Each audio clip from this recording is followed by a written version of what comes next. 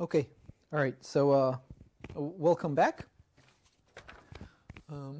So we were talking about the dephasing times, and a priori it's not clear why I divided it up into these two times, into these two sections of low frequency fluctuations and high frequency fluctuations, but it will become clear in a moment when we talk about how these things are measured. Okay, so let's talk about measurements and how these things are measured. And let me start off with the simplest measurement, which is the dephasing time in an NMR setup. And this measurement primarily measures what we called T2 star. Now this T2 and this T2 star, what do we really care? They combine into one dephasing time, which we call T2 star. That's the sum of those two. And what this T2 star means is just the decay time. Okay, the transverse decay time that we talked about. And the way it is measured is, so you start your ensemble, you let it relax, you apply your magnetic field, you let everything relax. And then you apply a pulse, a pi-half pulse. And after you apply this pi-half pulse, what happens to the nuclear spins? They rotate in plane. And you do this pulse fast enough such that even if you have inhomogeneities, so think about each spin is in a slightly different frame because of inhomogeneous field or fluctuations or things like that. If your pulse is at a very high bandwidth, so it's very fast, so if you do Fourier spectrum of it, it will look like this. It will affect all spins almost similarly. So all the spins will rotate and have basically the same phase. And then what we do is we look at the magnetization signal. So what I'm going to do here, I'm going to mark M. This is our measurement. Okay? So M, this is our measurement. So you send in this pulse, which you think is a pi-half pulse. We'll explain in a moment. I'll explain in a moment how you calibrate that. And then you just look at the signal. And what you will see is a decaying signal. The signal will decay on this time scale called T2 star.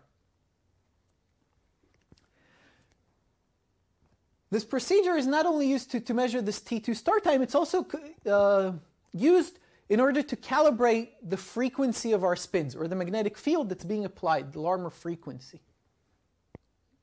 Suppose that you have everything perfectly uniform, but your pulse is slightly off resonant. What's going to happen to these spins? In the rotating frame, in the frame which you think is the Larmor frequency, they're going to start rotating. Okay, so there are going to be some ensemble average rotation if the frequency which you're applying the pulse is detuned. Okay? And then the result of this measurement, if we now plot the following thing, so we're going to have some time tau here, and this is going to be some time t, it doesn't matter, okay, some time t. And we plot, remember what we're measuring is the average magnetization, so we look at the average magnetization, and if our pulse is slightly off resonant, what you will see are basically oscillations that decay. And the envelope of this decay is going to be this T2 star number. Now the first thing that is typically done in an NMR experiment is to take these oscillations, and these oscillations, the detuning of these oscillations, so the frequency of these oscillations tells us how far we're detuned. So this experiment tells us what is our frame of reference and what is our Larmor frequency. So from this we get the Larmor frequency of our nuclear spins, and we can also get this number, which is T2 star. Of course, we need to know roughly what our Larmor frequency is expected to be. We can't be too far off detuned. But we can search for it doing spectroscopic methods. So basically you can scan many frequencies and look for a response over there, doing some form of spectroscopy. So this is basically your T2 star, which gets us our alarm frequency and this decay time. But this decay time tends to be rather short, and it is dominated by these low frequency fluctuations. And there's a way to actually, what is called, echo out these low frequency fluctuations. And the way to do that is by understanding, first of all, that there are low frequencies. So think about what is actually happening, and what do we mean by low frequency fluctuations? So suppose that the frequency of these fluctuations is much slower than 1 over the time of your experiment. Then we can imagine this experiment as being taken over and over again, but every time, let's say your generator is outputting a different frequency. So every time the alarmer frequency is slightly different. Okay? But what is happening in this process, and you can search on YouTube, there are many nice videos that show this, measurement that is called an echo measurement, is, so your spins start over here, okay? And when you do this pi-half pulse, they're in the equator, and now each spin is going to start processing at a slightly different frequency. So some spins in the rotating frame will start rotating this way, and some will start rotating this way, and they will in general just spread out. And they will spread out slowly due to these low frequencies. And if they're doing it slow enough, such that they don't complete a cycle, if at some point in the process, what we do is apply a pi pulse, we flip all these spins in the other direction, what's going to happen to them now? They're going to keep rotating in the same direction, but now they're going to be coming together. And after a set time tau, they will just refocus. And this is what is called an echo sequence. So instead of doing this, if we do this pi-half pulse, which again I did not explain how to calibrate, but wait for some time tau, and then afterwards we apply a pi pulse. So we rotate by 180 degrees.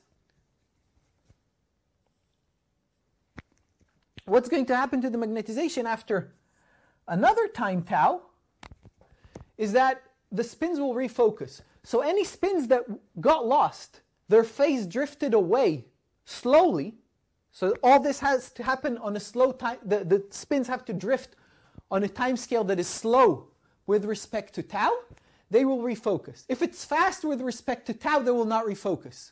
You can think of, our little trickster changing the frequencies very fast up and down, so some spins will just lose the phase too fast. Okay? So it'll be small amplitude, but they will lose the phase too fast. So those will not refocus. But the ones who do it slow enough are going to refocus. What the sequence is basically doing, it's decoupling from these low frequency oscillations. Okay? And you can also think of it rather than in a whole ensemble, but you can think of it as someone is coming and they change the magnetic field just a little bit every iteration. So every iteration, your spins, once they're in frame, sometimes they're going to be rotating slightly this way, sometimes they're going to be rotating slightly this way, and if the angle of rotation is not too big, then you will refocus. I can see someone sent the Wikipedia link, which I'm guessing has a nice animation. Okay? So what we do after a time tau is we apply the measurement. And if we look, and what's going to happen after a time tau is that, so after this first pi-half pulse, there will be a little signal. So we will see a little magnetization signal. Okay? And then this magnetization signal is going to decay. Here there will be this refocusing pulse, and after this tau time, there will be a slight rise in the magnetization. And what happens in such an experiment, you repeat it many times for many tau times, and then you plot the peak that you get, which is the magnetization after time tau. And if you plot that, you will get an exponential decay. And this exponential decay will basically be the dephasing rate, but with all the low frequency noise being filtered out. So the decay rate that you're left with is the dephasing time due to high frequency fluctuations that you could not echo out. Now the frequency of the fluctuations that you're echoing out is determined basically by this time scale tau. More advanced techniques to do this, you can add more pi pulses in the middle and more and more and more pi pulses in the middle. And the more pi pulses you put means that these time scales get shorter, which means that you can basically decouple from higher and higher frequencies up until some limit, which is given by the sequence that we're playing over here. Okay. So this is in general how these things are measured. But let me take now a step back into how do you calibrate these pulses? Anyone? How do I know how long do I apply my RF pulse to get a pi half pulse, a pi pulse, and so on?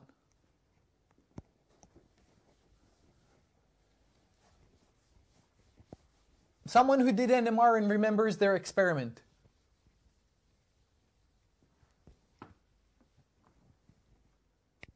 All right, nobody remembers NMR. Well, what you basically want to do, maybe I'll go back to this board over here. What you basically want to do is to calibrate the pi half pulse. So imagine that you start with a certain amplitude, which is your pulse, and then you just do a pulse and vary the duration of the pulse. So you have a pulse, and you vary the duration tau. And then after this pulse tau, you measure again. Now, the angle of rotation is going to be proportional to this number tau. And if you measure the magnetization immediately after the pulse, as function of tau, what you will get, so suppose you start off with some finite magnetization, what you will start getting are oscillations.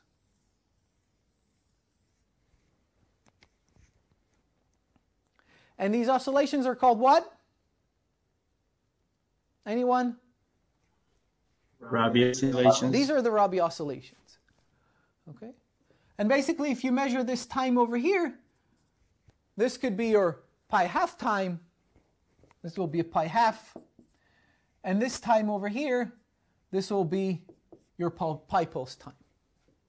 Okay, so you would take many measurements, you get many dots over here, and you can calibrate this.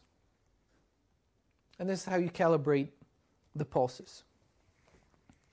How do you measure energy relaxation?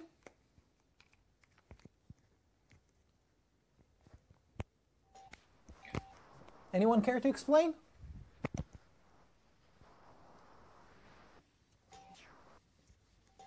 You can just measure it until it flips. So what would be the protocol?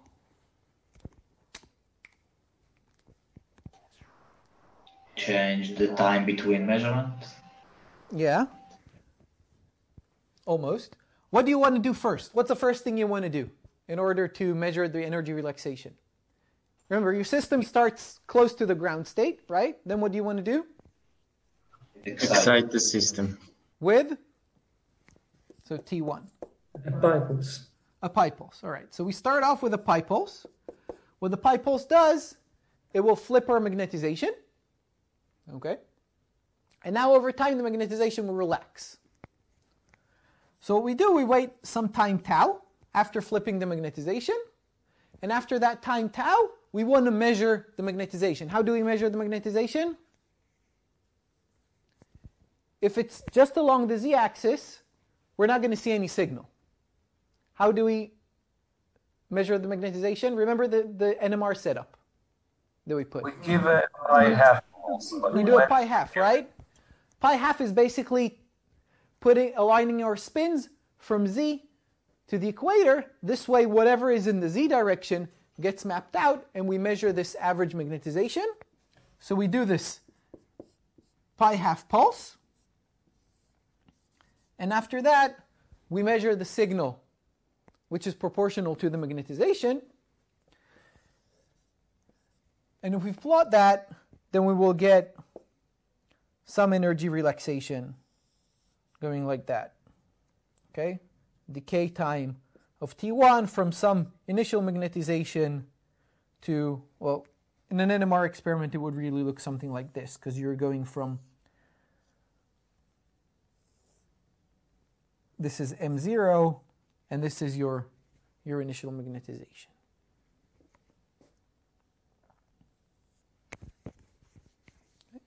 And this is basically how we measure the decay times.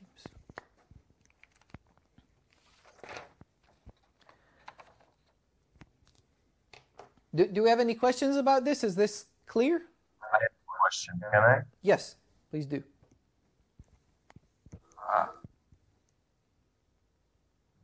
I don't quite understand the T1 measurement, because can you explain it again? Because if you give a pi pulse and then immediately afterwards a pi and a half pulse, this is when you should get the maximum readout, because it will go straight to the XY plane wherever it goes. Yes. But if you wait, you will get some lower amplitude. Exactly. This is the lowering of the amplitude, but it flips. This is the magnetization. And remember, if I now just apply a magnetic field and wait, my magnetization will relax to some finite value, M0. Now, so at infinite time, my magnetization is M0. Now you apply a pi pulse. What's happening? You're flipping the magnetization. So this will be minus M0. Okay? You're flipping it. Okay? And now you immediately do a pi half. This is the value that you will measure. After you wait a time tau, you will measure a smaller value and smaller value until at some point you will measure zero magnetization, because you flipped your magnetization, but now it's dephasing. Okay, so you're basically completely mixed, right? You're at the origin of the Bloch sphere, in a sense. If we equate this to a qubit, then you're here. And then the magnetization starts to grow in the other direction until it equilibrates to the final state. Did that answer your question?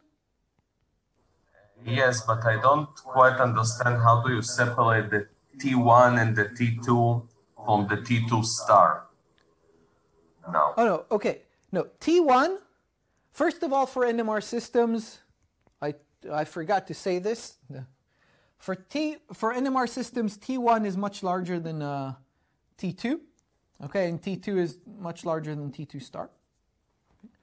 Well, actually, this may not be much larger. It's usually larger. Okay, but this doesn't have to be the case. T2 can be larger than T1, but up to a factor of 2. But back to our case. So remember, T2 star, what you do, you're here, okay? And then what you do is you immediately flip the magnetization. Okay, now you're in plane and you're looking at the decay. Okay, so you're looking just at the signal. So what you will see is, if you're just looking at the signal coming back, what you're going to see, this is voltage as function of time, not tau. You will just see after the pulse, you will see something like this. Okay, or maybe something like, if you're perfectly on resonance, you'll just see something like this. Okay, and it will decay on T2 star. Okay? It will have some rise time.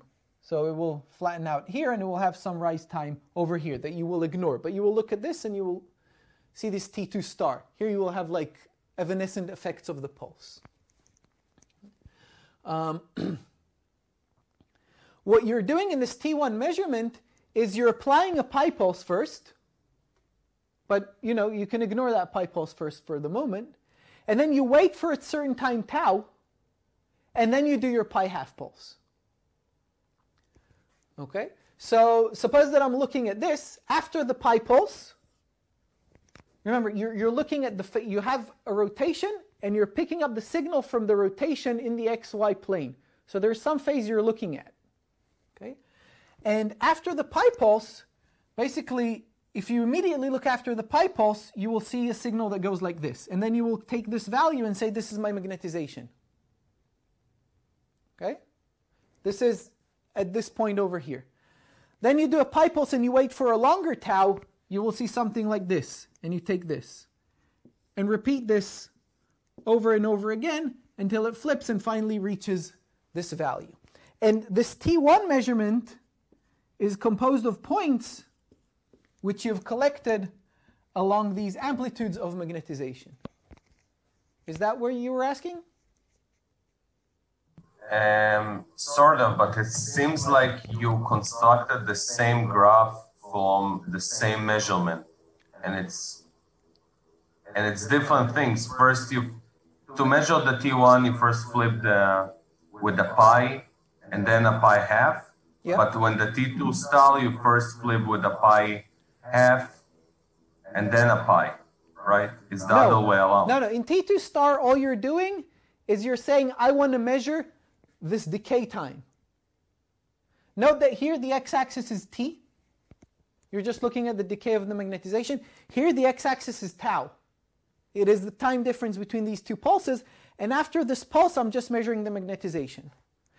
Think about this experiment. Don't call it measuring T2 star. Call this experiment measure. You want to measure the magnetization along the z-axis. What do? You do a pi half pulse, and then you look at your signal. Now, if there was no T2 star, no T2, no dephasing time, you would just get a constant value. Okay? In the lab frame, your electromagnetic field is just going to be rotating, and in this rotating frame, you just get a constant value. Okay? Now, because there is a dephasing effect, at the time scale of T2 star, your magnetization is going to do this as function of time. Now, when you're doing this T1 measurement, what you want to know is what is the value of the magnetization immediately after a certain time tau. Okay, so you can replace all of this with measure magnetization.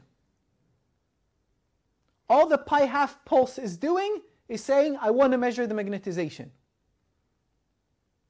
Okay, so the first instant over here, the short time scale, immediately after the pi half pulse gives you the magnetization, and then it decays. So I'm ignoring all this for now. You just take this. Okay, so this is what's happening in the T1. In practice, to do this measurement, you add here a pi over 2 pulse, and then this m is just you looking at the signal, which looks like this. But then you take this value over here to get the magnetization. Does that clarify? Yes, thank you. Okay. Any other questions? Okay, great. So if this is clear, we're going to move on to maybe something a little bit more difficult, and this is how do you use this as a quantum computer. But before we do that, we want to realize something, and the fact is that what we were doing until now are spin ensemble measurements, right? Everything we did, all this energy relaxation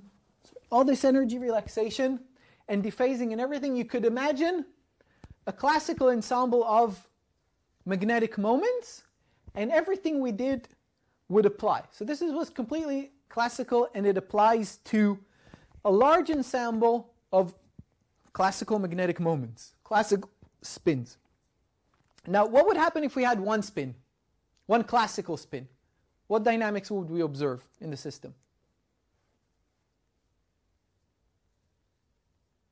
Anyone? Would we observe anything?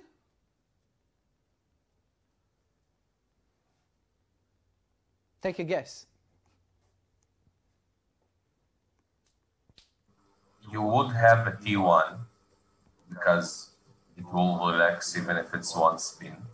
My question is, what would you measure? Just one spin. We have a solution with 10 to the 23 spins. If I only had one, what would I measure?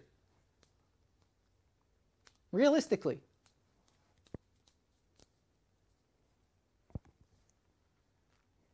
The answer is I would measure nothing. The coupling of the detector to the spins is so weak it can't possibly pick up a signal from a single classical spin. Okay. Now, if it was a quantum spin, what would happen?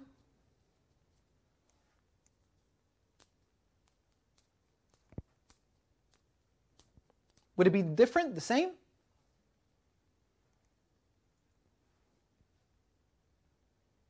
No one? Well, it would be the same. We saw that classical spin and quantum spin are the same when we assumed there were no interactions. We would see the same. Okay? We would see no signal because the measurement is very, very weak. Okay? But what happens if now we actually make the measurement really, really strong? What's going to happen then? So you have a single quantum spin, and now let's suppose that theoretically we could make our interaction really, really, really strong. What are we going to measure in the system? You will see a jump and not a continuous... You will see a projection. Exactly, right? When you do this measurement, okay, you will get a result of 0 or 1. But because the interaction is so weak in an NMR system, this doesn't happen. And all you can do in an NMR system is measure an average quantity.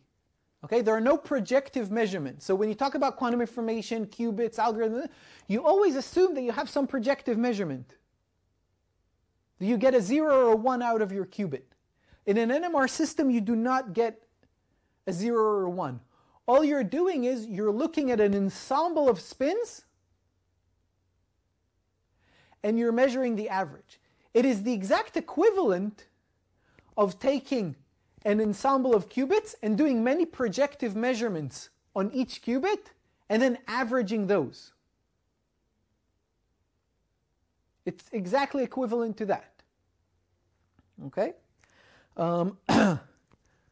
So you can imagine single qubits being projected and averaging those, but what is happening actually is that you're getting a weak measurement of this whole ensemble. Okay? So when we're doing an NMR experiment, what we're actually measuring, and this is pretty unique to NMR, and other systems that we'll talk about, this is not the case. In other systems you do have projective measurements, but in NMR, there is no projective measurement.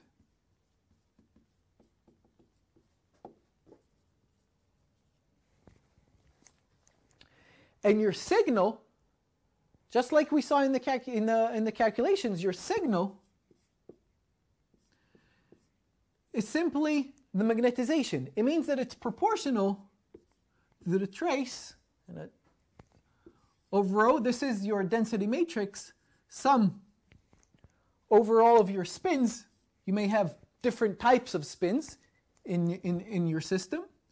Sigma x, k, plus I, sigma y, where sigma x and sigma y are Pauli operators.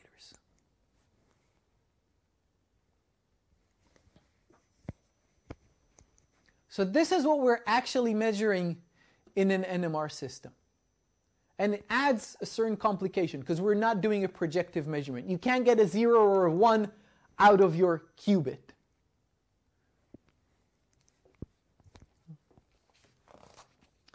Okay, and with that, we can move to construct an NMR quantum computer. If there are any questions, stop me.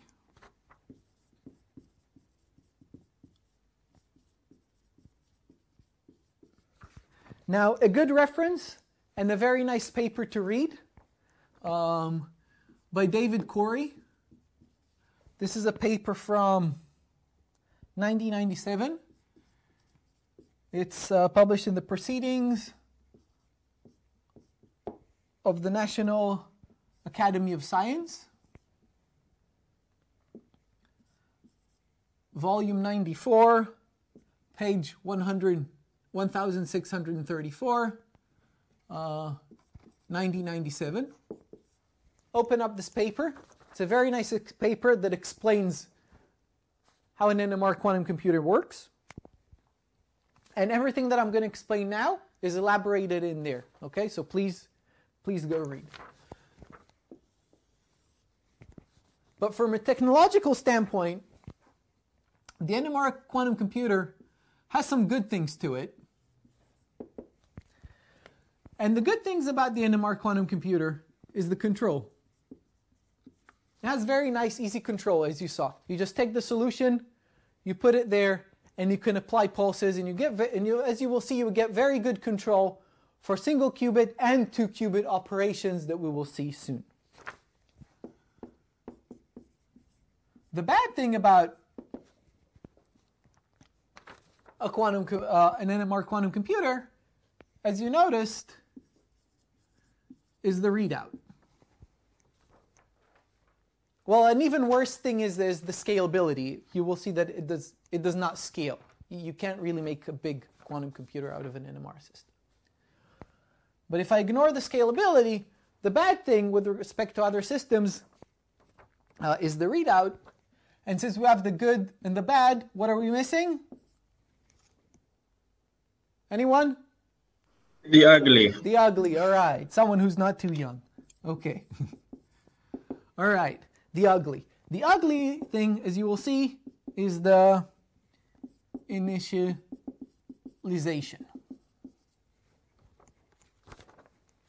Initializing an NMR quantum computer is an ugly thing. And the idea with an NMR quantum computer is that you have this solution filled with molecules, and what's going to happen is that each molecule in your solution plays the role of a quantum computer.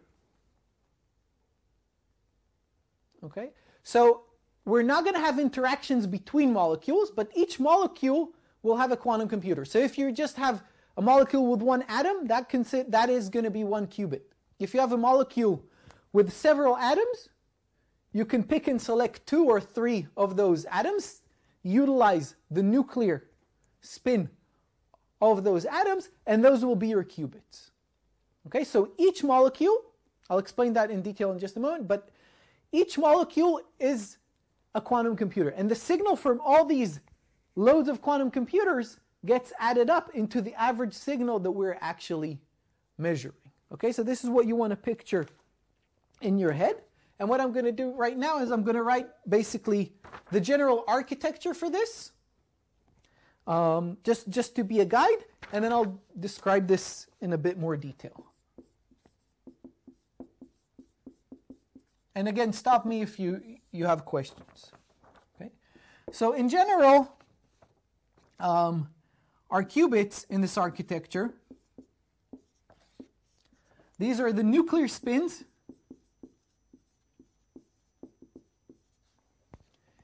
in the molecule. Okay, so we have many molecules, and in each molecule we have the nuclear spins of each atom.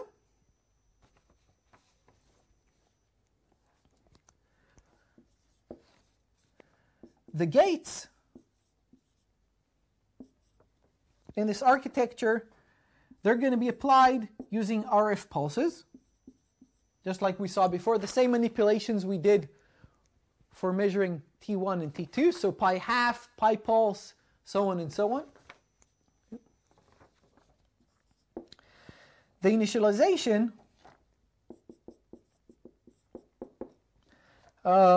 this is going to be done using something called a pseudo-pure ensemble.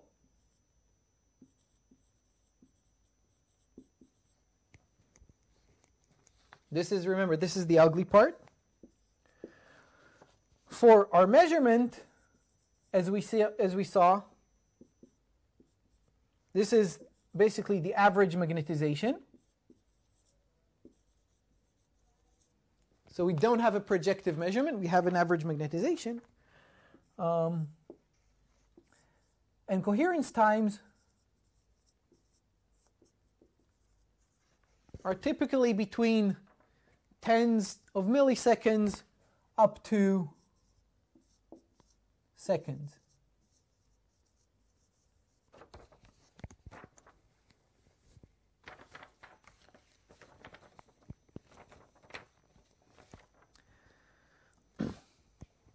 Now, the common nuclei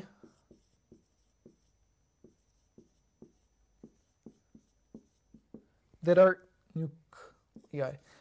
used in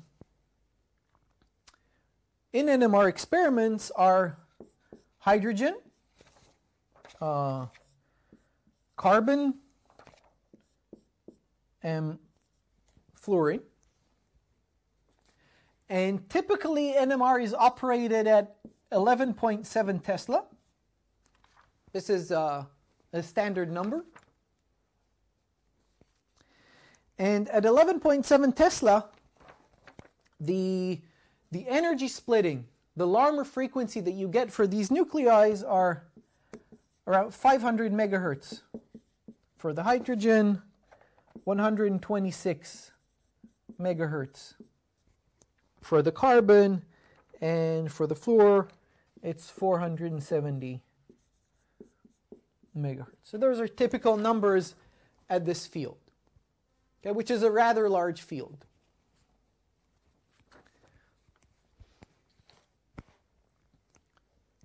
Now these are important numbers in terms of their frequency and in terms also of the temperature. As you will see, or as you might know, these frequencies are much, much lower than room temperature.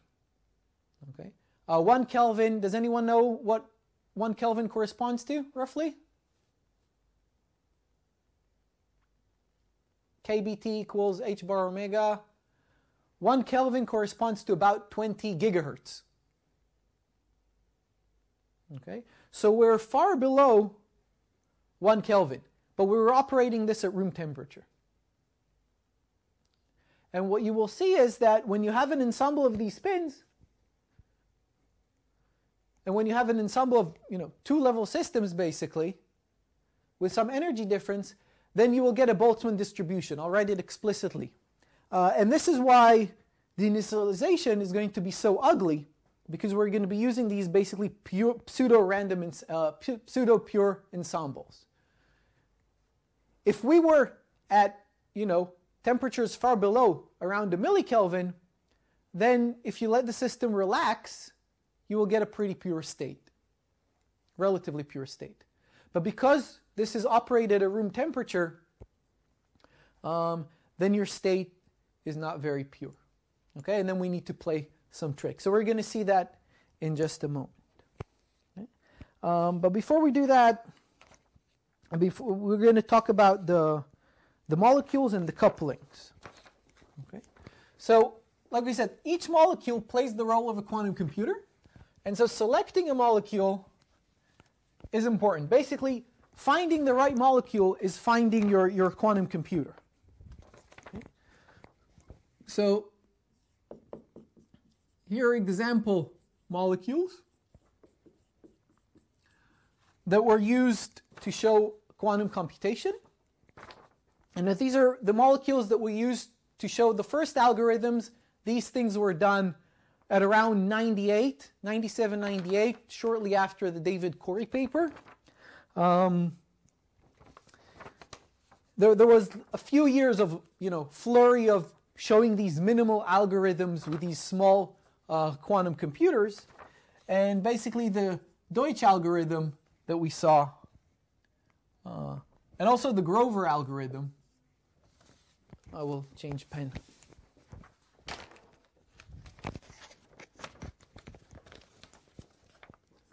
The Grover search algorithm, which we didn't see, but those use 2 qubits. Those were done with a chloroform molecule, which basically looks like this. You have a carbon interacting with hydrogen, and that's interacting with 3 chlorine atoms. And the qubits in the system are going to be basically the carbon and the hydrogen. So this is qubit 1, let's say, and this will be qubit 2. So use the nuclear spins of these two. And on this other board, you can see the hydrogen qubit will have a splitting, a Larmor frequency of about 500 megahertz, and the carbon is 126 megahertz. So they're easily distinguishable. For teleportation, which we also saw a couple weeks back, the following molecule was used. Also, hydrogen, carbon, relatively strongly coupled to another carbon, so that creates a splitting, so they're not exactly at the same frequency. And these are also coupled to some chloroform atoms, chlorine atoms, sorry, like this. And I didn't write down what this molecule is called, so I don't know. But again, these are the qubits that were used. So this is a 3-qubit system.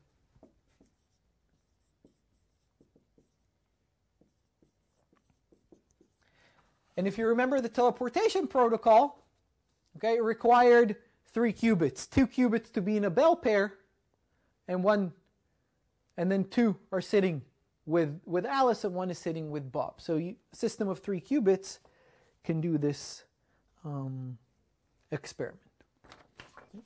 How do you distinguish between the 2 carbons? So the 2 carbons, because they're strongly interacting, they're going to have different frequencies. So this molecule, so the frequency of these 2 carbons are not going to be both 126. They're going to be different from each other.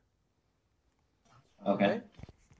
All the interactions here, they change the frequencies. Actually, we're going to rely on that fact to be able to do 2-qubit gates. Actually, okay.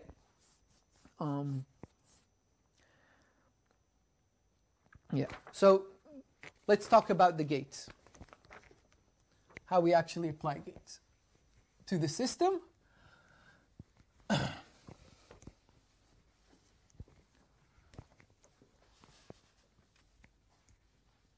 If I'm going too fast or something is unclear, please stop me.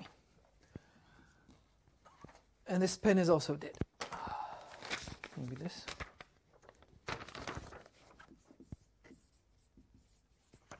Gates. Okay. So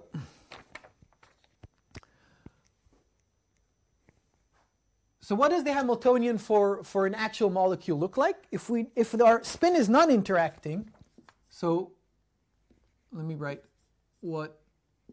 Can you see this pen? I don't think you can see it. I can barely see it.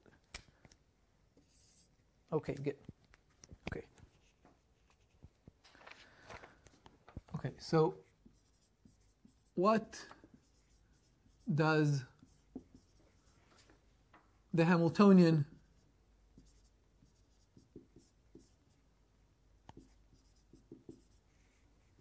look like?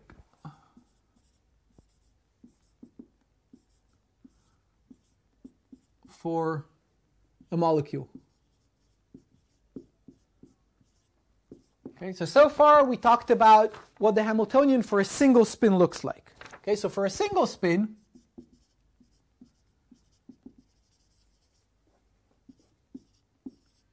we looked at the dynamics, and we saw that the Hamiltonian was minus mu dot B, which was h bar omega over 2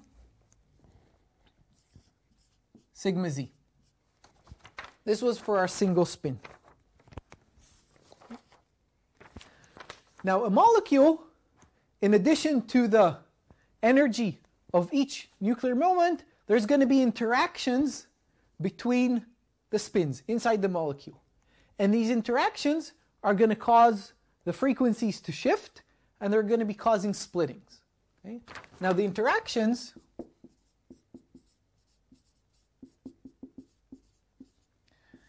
they're in general pretty complicated, and And they can be composed of, well, there are several. I'm going to discuss two examples. Okay, the two important examples for two nuclear moments in a molecule to interact. The first one is the spin-spin coupling. Okay, so there is a direct coupling simply because we have these two magnetic dipoles. And the interaction Hamiltonian, you might have seen this before, just going to be gamma 1, gamma 2 over 4 r cubed, h bar sigma 1 dot sigma 2 minus 3 sigma 1 dot n sigma 2 dot n. Okay. Now sigma 1 and sigma 2, these are just the spin operators. Okay. And n, this is just a vector, a unit vector, in the direction connecting the two magnetic spins. Okay, the two nuclear spins.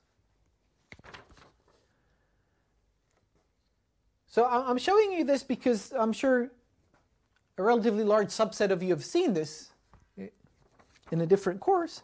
But what I want to say about this is that this term, if you look at it in general, in the structure of it, it really comes out from the fact that one spin, okay, one magnetic spin, the nuclear spin, basically sees the field of a different magnetic spin far away, and is reacting to the effective field that that other nuclear spin is creating, right? If you think of a field that is created by a nuclear spin, it is roughly mu over r cubed.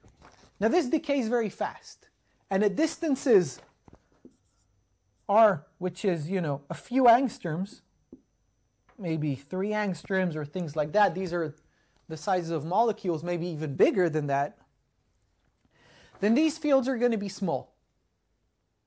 Okay, they're going to be a couple of Gauss, maybe 1 Gauss, maybe a lot smaller than that even, and that's going to cause just a very, very small frequency shift.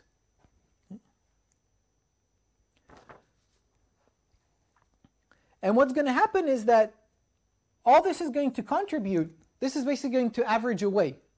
And all it's going to contribute is just a little bit to the line width. So these are contributions, they're going to average away and basically contribute to the line width of our nuclear spin, to the process which we call T2. Okay, so high frequency fluctuations. This is not going to be a significant interaction, and it's not going to help us a lot. It's just going to broaden. So all this is going to do is broaden the line width.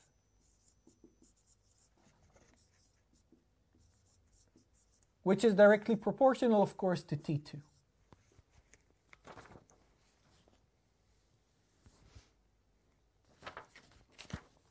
The more significant interaction that occurs in these molecules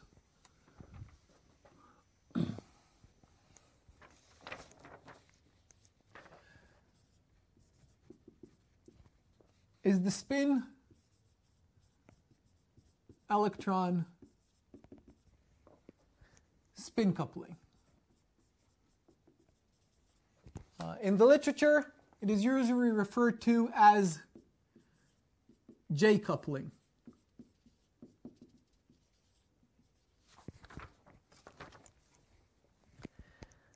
And the physical process behind this is basically your nuclear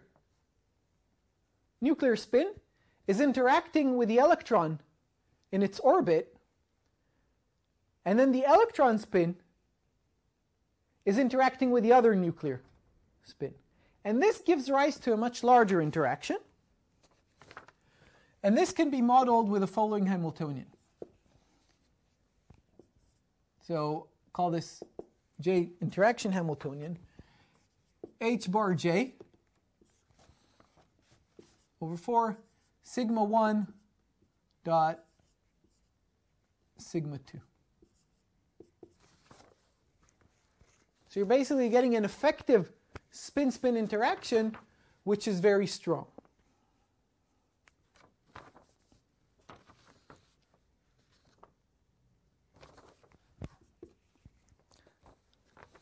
Now, I'm not going to go, as you saw, I'm not going deeply into explaining the physics behind these interactions. They can be very complicated, but to get, a slightly expanded discussion of this, please read go open the Charles Slichter book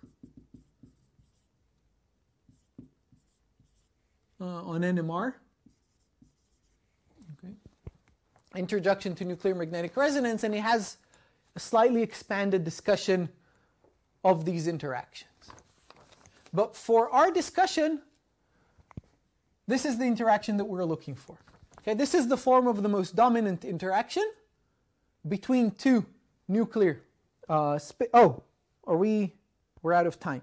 2:20. Yeah, I'm sorry. I didn't notice the time. Okay, so I guess I have to stop here. We were very close to finishing, but we didn't finish, so we're going to finish this up next week. So